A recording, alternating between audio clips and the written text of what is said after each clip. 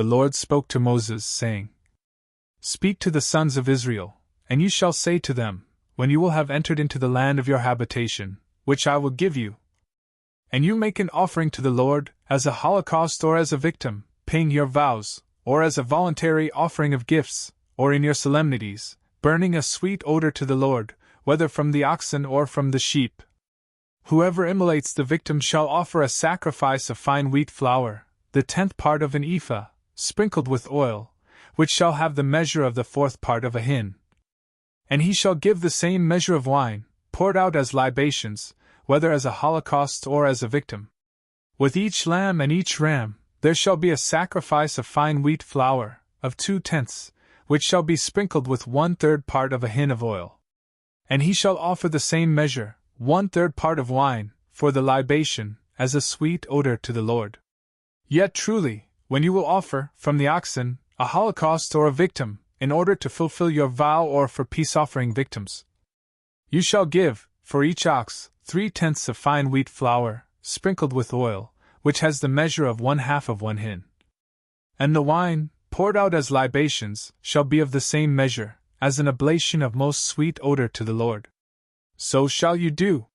For each ox, and ram, and lamb, and young goat, both natives and sojourners, shall offer sacrifices by the same rituals. There shall be one precept and one judgment, as much for yourselves as for newcomers to the land. And the Lord spoke to Moses, saying, Speak to the sons of Israel, and you shall say to them, When you will arrive in the land which I will give to you, and when you will eat from the bread of that region, you shall separate the first fruits to the Lord from the foods that you eat.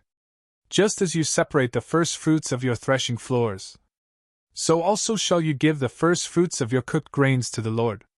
And if, through ignorance, you neglect any of these things, which the Lord has spoken to Moses, and which he has commanded through him for you, from the day that he began to command and thereafter, and if the multitude will have forgotten to do it, then they shall offer a calf from the herd, a holocaust as a most sweet odor to the Lord, and its sacrifice and libations, just as the ceremonies ask, and a he-goat for sin. And the priests shall pray for the entire multitude of the sons of Israel, and it shall be forgiven them, because they did not sin willfully. Nevertheless, they shall offer incense to the Lord for themselves, and for sin, as well as for their error.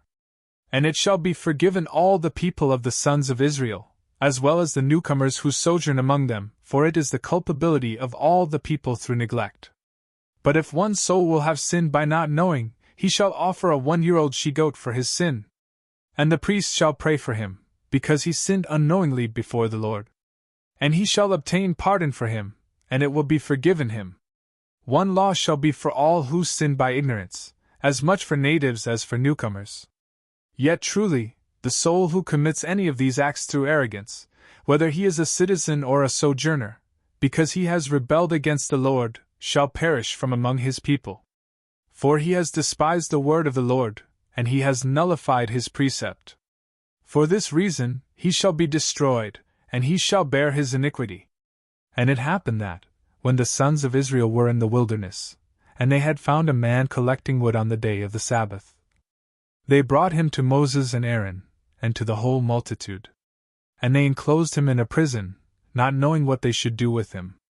And the Lord said to Moses, Let that man be put to death, let the entire crowd crush him with stones, outside the camp. And when they had led him out, they overwhelmed him with stones, and he died, just as the Lord had instructed.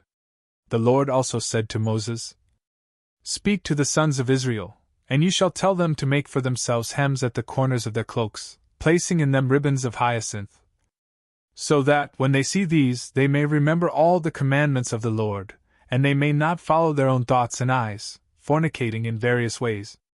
But instead they, being more mindful of the precepts of the Lord, may do them and may be holy to their God. I am the Lord your God, who led you away from the land of Egypt, so that I may be your God.